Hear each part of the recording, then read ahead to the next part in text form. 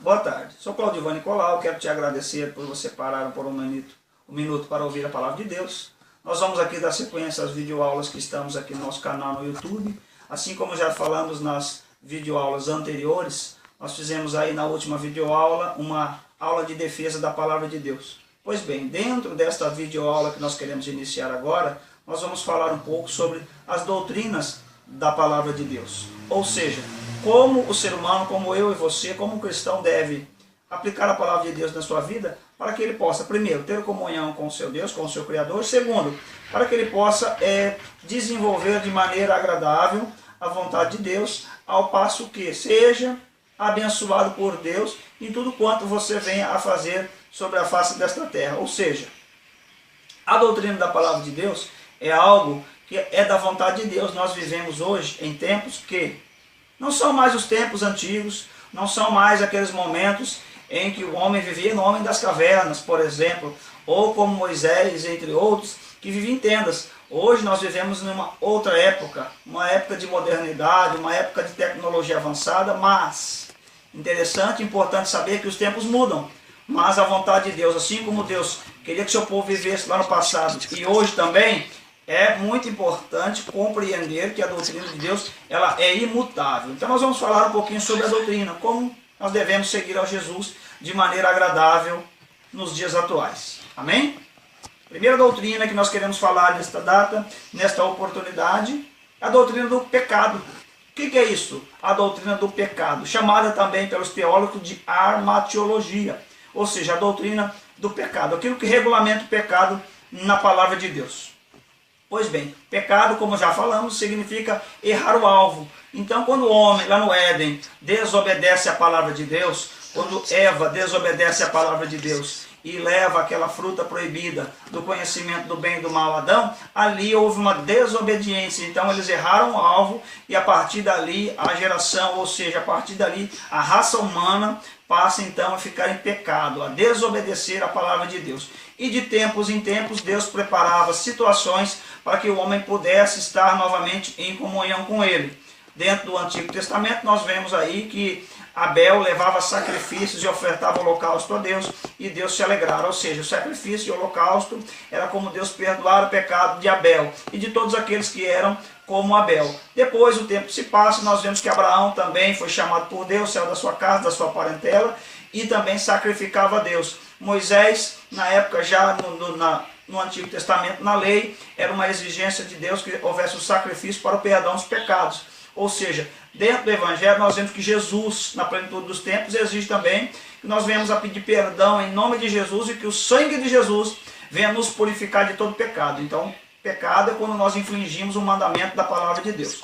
Vamos então aqui entrar em alguns exemplos do que é pecado. Nós temos que entender que o ser humano o cristão precisa viver em santificação. O que é santidade? Santidade, ora é, logo aquele que conhece a palavra de Deus, logo aquele que tem conhecimento na sua razão, no seu intelecto, no seu entendimento, na sua massa cinzenta, o que é certo e o que é errado dentro da palavra de Deus. Então ele passa a não mais praticar. Então vou te dar um exemplo. O que é pecado na palavra de Deus? Quando eu desejo no meu coração o mal a uma outra pessoa, eu estou pecando, porque a palavra de Deus me diz que eu devo amar, eu devo desejar o mesmo que eu desejo para mim, desejar para outra pessoa o bem. Isso é a vontade de Deus. Então, quando eu amo o meu próximo, eu estou dentro do mandamento. Mas quando eu desejo mal para alguém, eu estou pecando. Quando eu desejo adulterar com alguma pessoa, quando eu desejo praticar sexo fora do meu casamento, eu estou adulterando, eu estou pecando. Isto, tendo consciência desses fatos, quando eu profiro uma mentira para poder alcançar um objetivo próprio ou outrem, eu estou pecando. Então, quando eu tenho consciência e passo a não praticar mais a mentira, eu estou vivendo uma vida em santidade. A palavra santificação significa ser separado, ser consagrado para Deus, estar sempre numa vida, numa postura a qual agrada a Deus. Esta é uma doutrina que nós precisamos aplicar no nosso cotidiano. Então nós precisamos ser santos. Não santos como algumas religiões ou denominações trazem um conceito de santo, mas santo na questão de servo, de ser humano, uma pessoa dependente do sacrifício de Jesus, andando pela fé, tendo consciência do que é certo e errado e não praticando. Isso é uma pessoa santa na presença de Deus. Outra doutrina que nós queremos nesta videoaula trazer à sua mente, à sua consciência, para você poder aplicar na sua vida, que é a doutrina do amor. Existem pessoas que vivem odiando, odeia fulano, odeia ciclano, odeia até a sua própria família, odeia seus amigos, não tem muitas das vezes aqueles que estão próximos, ele não consegue amar, porque a pessoa de repente tem outros princípios, outros conceitos.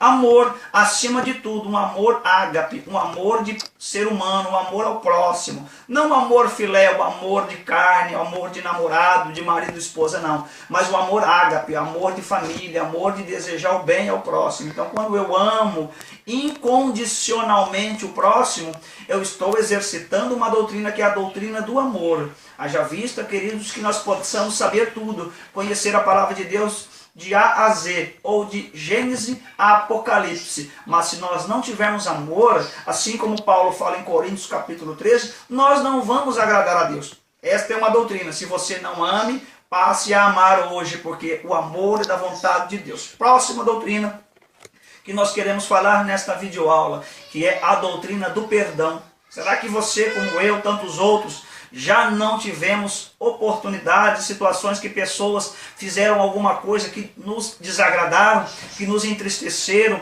e que até mesmo criou marcas no nosso coração, e muitas das vezes nós nos afastamos dessas pessoas e nós não queremos mais se relacionar com elas. Até aí tudo bem, mas nós não podemos trazer nas nossas vidas, no nosso dia a dia, essa questão de não perdoar. Alguém pisou no seu calo, alguém te feriu, alguém falou uma palavra para você e você ficou entristecido e magoado.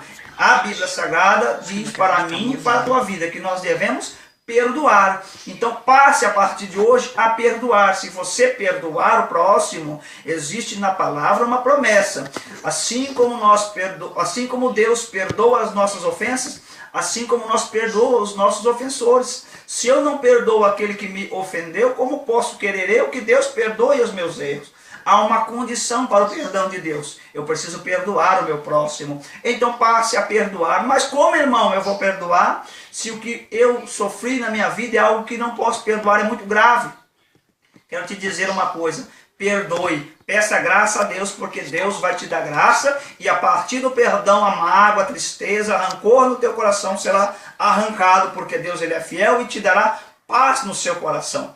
Quero te agradecer por tudo que você tem ouvido através dessas videoaulas. Tenho certeza que se você colocar para a prática na tua vida o perdão, o amor, você possa ali ser bem sucedido em tudo que você venha fazer. Te louvo a Deus pela tua vida. Você pode acompanhar as próximas videoaulas que estão no nosso canal, para a honra e para a glória do nome de Jesus. Que Deus te abençoe e te guarde para todo sempre. Amém.